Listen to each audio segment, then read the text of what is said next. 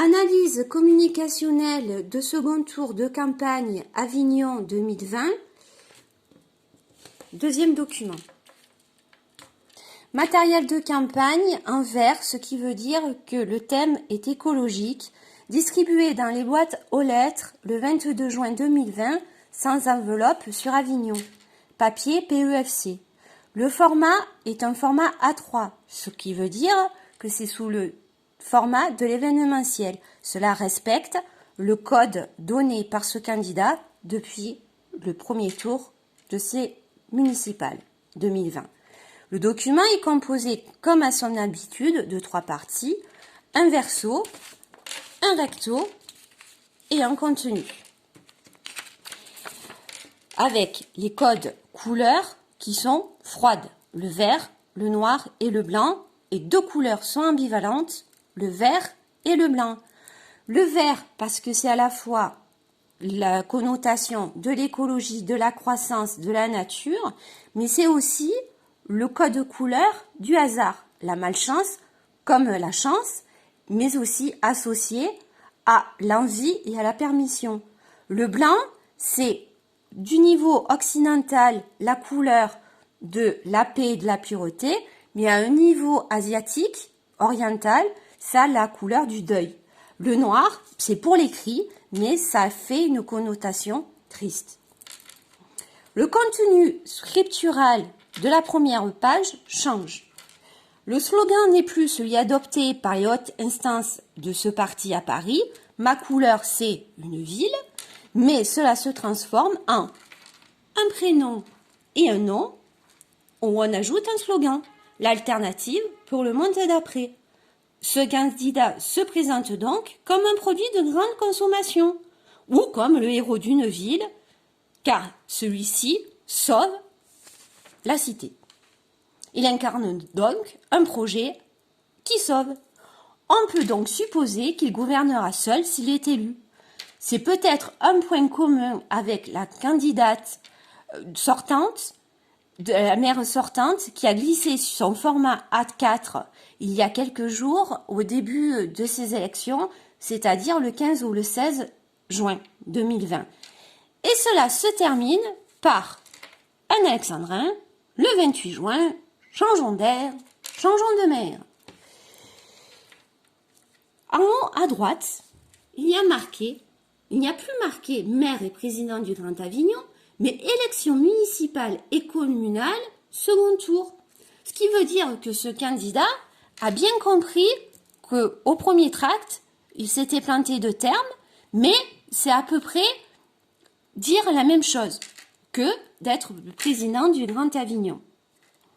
La première page se lit en Z, de droite à gauche, ce qui veut dire que c'est presque comme un document publicitaire, car au premier plan, on voit la photo d'une personne. Et ce candidat souhaite que son document soit persuasif. Votez pour moi et vous serez tranquille dans vos vies, amis Avignon d'Avignon. Remarque, les logos de soutien, où un ne fonctionne plus depuis le 11 juin, un partenariat. Pages 2 et 3, cela est constitué en lecture en colonne, ce qui veut dire qu'on est dans un contenu institutionnel. Mais ce qui est le plus bizarre, c'est que les photos ne correspondent pas à la situation de notre territoire. On dirait que ça a été pris sur un site d'hébergeur d'images gratuites. Il y en a plein sur Internet, avec une thématique écologique, puisqu'on ne voit que des arbres, ou on voit du blanc cassé, qui est aussi un code couleur des écologistes. Les textes se destinent à être de type institutionnel, mais ne répondent pas aux fondements de ce type. Quand, comment, pourquoi, cible publique, finalité de l'acte.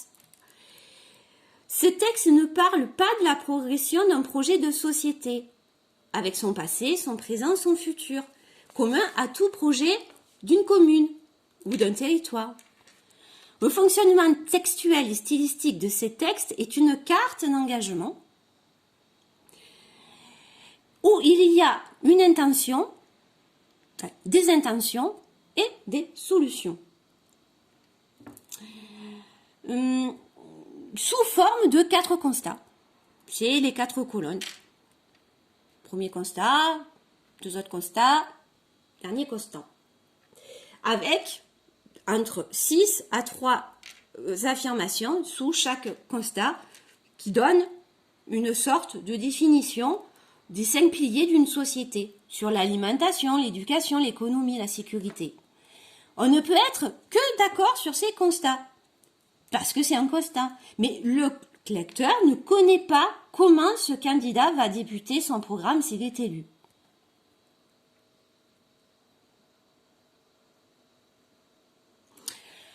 La conclusion sur fond vert et lettres blanches, c'est comme une phrase de propagande.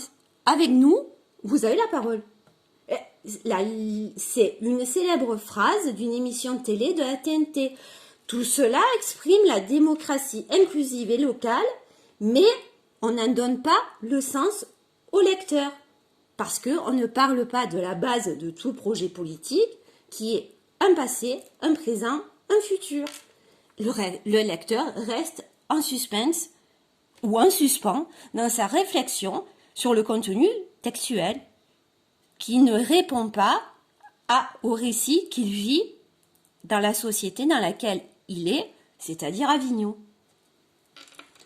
On ne fait donc que constater une situation institutionnelle sur un niveau national.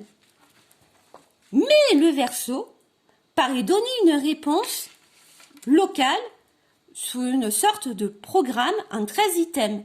Notez le chiffre 13 si on est superstitieux. Et ce programme part d'un chiffre qui a été médiatisé récemment, 30 millions d'euros. Le 21 juin, ça là a été médiatisé partout sur notre ville parce que ces 30 millions d'euros correspondent à ce qui aurait été emprunté par notre maire sortante. C'est une somme qui ne représente pas pourtant la totalité du budget de fonctionnement. Suivant nos recherches, le dernier chiffre paru par le JDD sur le budget fonctionnement de la ville en 2018, c'est un budget qui est entre 170 à 200 millions d'euros. Et là, on ne parle que d'un chiffre, 30 millions d'euros. Même lecture en Z qu'au verso.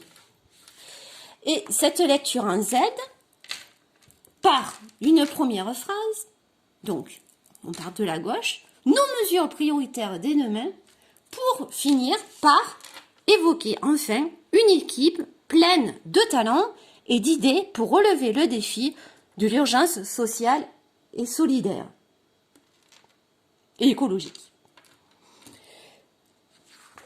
Par cette communication, nous sommes en plein blockbuster où un super-héros, aidé par ses fidèles assistants, sauve la ville d'une malédiction certaine. À bientôt pour une autre analyse.